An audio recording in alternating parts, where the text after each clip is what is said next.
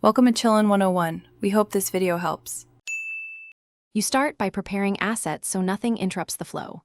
Import your video and the font you want. This ensures consistency. Once done, add the clip to the timeline and create a text layer directly above it.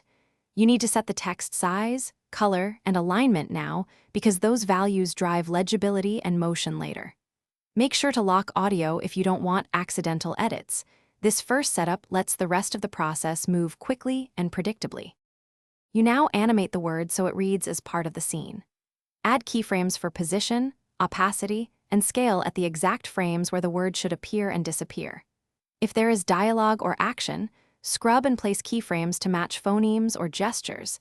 This synchrony feels intentional. Use easing on spatial and opacity keyframes and apply motion blur if available, because subtle motion makes text feel anchored to the camera and reduces visual jarring. You finish by rendering a short proof to confirm timing, legibility, and codec behavior. Check the word against different backgrounds and tweak contrast, outline, or a drop shadow so it remains readable in highlights and shadows. If you use tracking and the word slips, switch to manual frame-by-frame corrections for the few problem frames. This is slower but reliable.